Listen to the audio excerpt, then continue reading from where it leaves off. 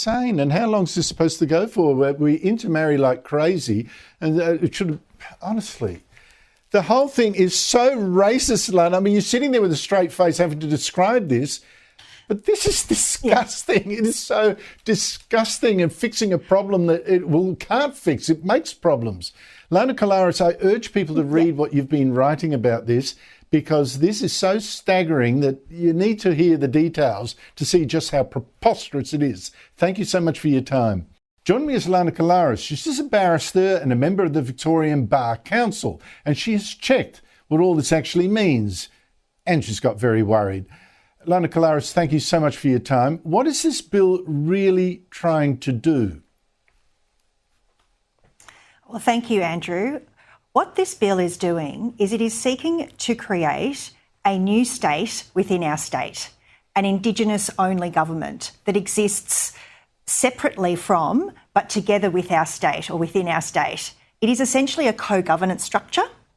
And once that mechanism is set up, whereby we have the co-governance structure, it will then seek to have a transference of power to it by way of treaties. So it's called a statewide treaty bill, but it's actually setting up this co-governance structure.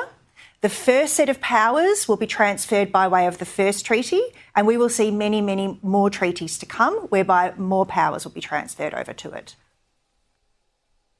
Now, non-Aboriginal Victorians obviously won't be able to vote for this First Peoples Assembly, but this very supercharged Assembly will have a say over all the 99% of Victorians who aren't Aboriginal. What powers do you think it's going to have over the state parliament? So in respect of the state parliament, because it is a co-governance structure, any bill, no matter what the bill is about, the member who introduces that bill must consult with this new Indigenous state within our state. So that's in respect of how it will affect state parliament. But the powers go much further than just state parliament.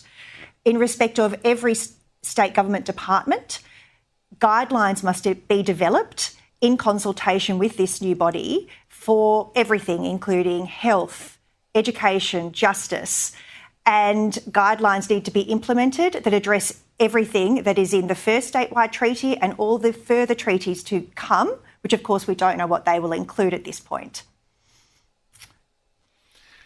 It's really strange. There's also going to be a truth-telling arm of this new body that can dictate what version of history should be taught. But can that version be forced on us? I mean, I can see the government imposing it on schools, but beyond that? Well, it certainly will be forced upon our children, which you've just alluded to. So children from prep to year 10 will have to be taught what is called truth-telling. And truth-telling will be based upon the report of the Yoorrook Justice Commission. Now, any person worth their salt knows that the Yoorrook Justice Commission, the proceedings before that body, were not conducted in any rigorous way. There was a conclusion that was determined from the outset, and then there was no rigorous testing of evidence. There was no presentation of alternative views, and we have the report that essentially is exactly as foreshadowed, and that's what's going to be taught to our children. Oh, no, I listened in some of the sessions and I was disgusted. It was as remote from a fair proceeding as you can possibly get. Now, the thing here, you talk about a co-government system. There's just 1% of Victorians have Aboriginal or claim Aboriginal descent. And I would be astonished if any of them didn't have non-Aboriginal ancestry as well. The whole idea of needing a separate government is preposterous and racist in my view. Now, what is it going to lead to? We've already got Koori courts, so Aboriginal-only justice system, a race-based treatment at St Vincent's Hospital. Is this sort of the thing that you think is Victoria's future? It certainly is. And so we do have Koori courts, but they pertain to sentencing. So because we're going to have this co-governance system and there is this foreshadowed transference of power, we will see, for example, a completely separate Indigenous justice system. because the new state within our state has the powers to make laws that apply only to Indigenous people. So what we're going to see is a complete separation of our society based on race. And we've seen St Vincent's Hospital today. It's just insane. And how long is this supposed to go for? We intermarry like crazy. And it should have, honestly, the whole thing is so racist, Lana. I mean, you're sitting there with a straight face having to describe this, but this is disgusting. Yeah. It is so disgusting, and fixing a problem that can't fix. It makes problems. Lana Kolaris, I urge people to read what you've been writing about this, because this is so staggering that you need to hear the details to see just how preposterous it is. Get a clear example of this new apartheid that's being forced on Australians. The Victorian government has announced its finalists for the Victorian Public Healthcare Awards, and one of them is St Vincent's Hospital, because it now treats patients by race, and people claiming to be Aboriginal go to the head of the queue. As the government proudly explains, Aboriginal patients at St Vincent's used to have to wait longer for treatment, or so it says.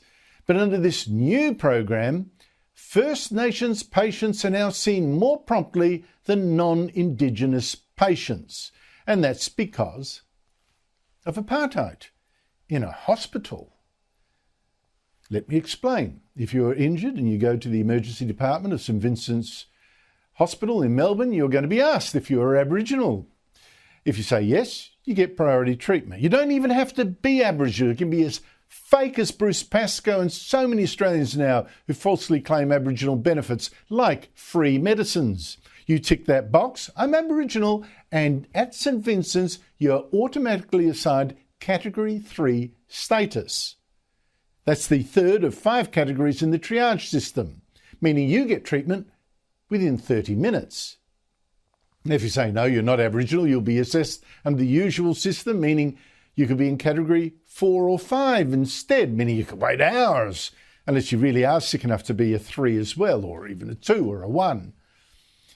Now, this is so wrong. I mean, this is the kind of race politics that once made South Africa a leper in world politics, boycotted, riots against South Africa. But now our politicians and public servants, people of the left, seem to think there's actually a good apartheid. And like it or not, you are going to get it. Now, it's good. We did dodge a bullet when Prime Minister Anthony Albanese tried too hard, tried to change our constitution so that anyone claiming to be Aboriginal got more political rights. Not just the vote for our politicians in our parliament, but another vote for a kind of Aboriginal advisory parliament as well, with special powers. And 60% of Australians, of course, voted no. And that's lucky for us that you can't actually change our constitution without giving Australians a vote, a referendum. But our politicians, especially in Victoria and South Australia, are still pushing ahead with this new agenda of apartheid.